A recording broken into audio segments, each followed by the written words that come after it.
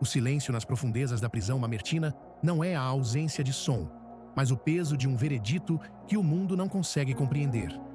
No coração da terra, onde o oxigênio é escasso e a umidade rói os ossos, um homem não espera pela morte. Ele espera pelo encontro que deu sentido a cada cicatriz em seu corpo. Roma, a cidade de mármore, que se orgulha de sua imortalidade, ruge acima desta cela, celebrando banquetes e triunfos sangrentos. Mas, enquanto o império confia em suas colunas que um dia cairão, aqui embaixo, um prisioneiro segura um tesouro que o fogo não pode consumir. O que você vê quando olha para o fim? O que resta em suas mãos quando o prestígio desaparece, os amigos se retiram e o frio da solidão se torna seu único companheiro? A maioria dos homens treme diante do abismo, mas há um mistério nesta masmorra. O som das correntes se arrastando no chão de pedra não é um lamento de derrota, mas a marcha rítmica de um soldado que se aproxima do seu descanso final. A história humana está repleta de figuras que buscaram a glória em tronos de ouro, mas o verdadeiro épico da redenção está sendo escrito com uma pena trêmula por alguém que o mundo considera um fracassado. Por que ele não clama por misericórdia aos pés de César?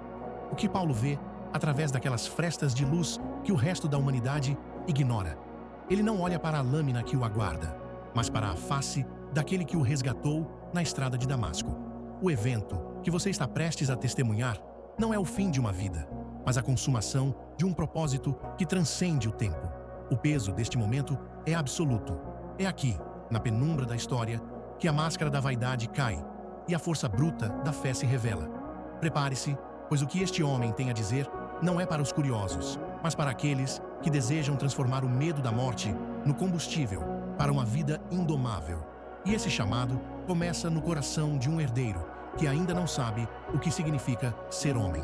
As palavras que viajam pelo papiro não são apenas tinta sobre pele de animal. São o peso de um legado sendo transferido sob o olhar atento do mundo espiritual. Enquanto Paulo aguarda a lâmina na cela escura, o impacto de sua partida recai sobre os ombros de quem fica.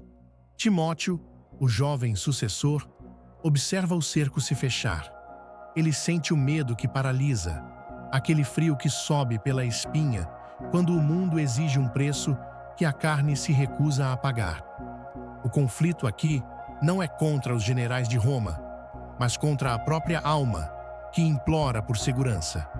Para que um menino se torne um homem, segundo o coração do Criador, ele precisa enfrentar o vazio ensurdecedor deixado por aqueles que o precederam. É fácil ter fé quando o mestre está ao lado. O teste de fogo é quando você se torna o mestre. A voz de Paulo, atravessando o tempo, não admite fraqueza. Ela confronta a covardia que muitos hoje tentam disfarçar de prudência. O reino de Deus exige uma têmpera que o conforto material desconhece. Você está disposto a ser o próximo, a segurar a tocha, sabendo que ela queima as mãos de quem a carrega? A maturidade bíblica não nasce nos anos de vida, mas no momento exato em que o seu conforto morre.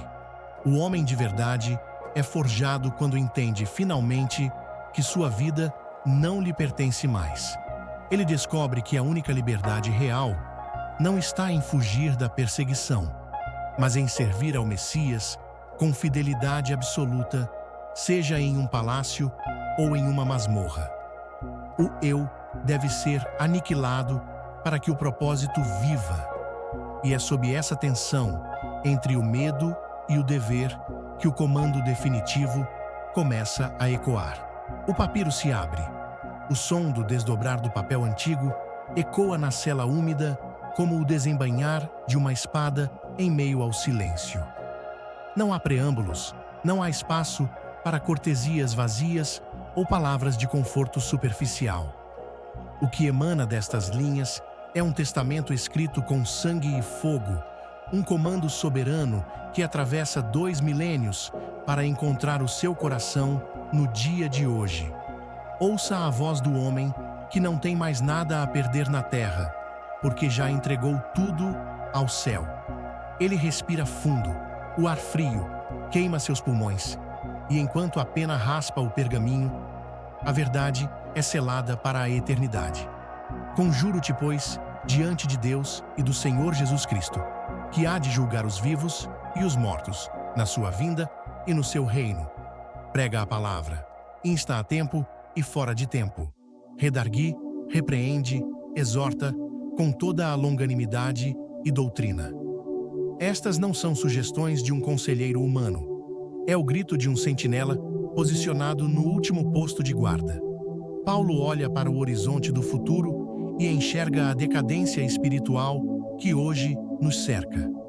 Ele avisa com clareza cortante que viria o tempo, e esse tempo chegou, em que os homens não suportariam a sã doutrina.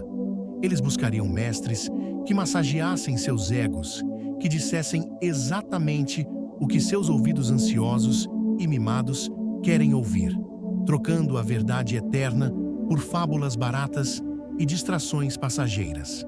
Mas a ordem para o homem de Deus permanece inalterada: ser sóbrio em tudo. Sofre as aflições. Cumpre o teu ministério até o fim.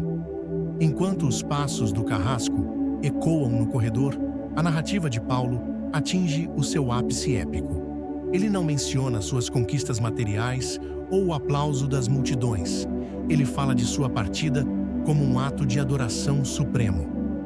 Eu já estou sendo oferecido por aspersão, ele escreve. O seu sangue não será desperdiçado pelo fio da espada romana. Será derramado como uma oferta sagrada sobre o altar do Messias. E então, as palavras que definem o caráter de um vencedor ecoam pelos séculos, fazendo tremer os alicerces do inferno. Combati o bom combate, acabei a carreira, guardei a fé. Não há rastro de arrependimento em sua voz, não há uma sombra de dúvida. Há apenas a expectativa triunfante da coroa da justiça, que não será entregue por um imperador corrupto, mas pelo justo juiz. Uma coroa que não se corrompe e que está reservada para todos aqueles que, em meio ao caos e à escuridão do mundo, amaram a vinda do rei.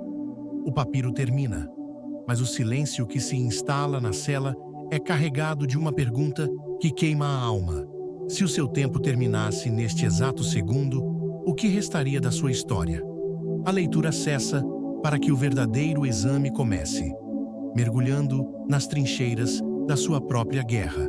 E se você chegou até aqui, curte e comenta, eu quero. Dessa forma, a plataforma entende que você gosta desse tipo de conteúdo. Eu vou ficando por aqui. Um abraço e até a próxima.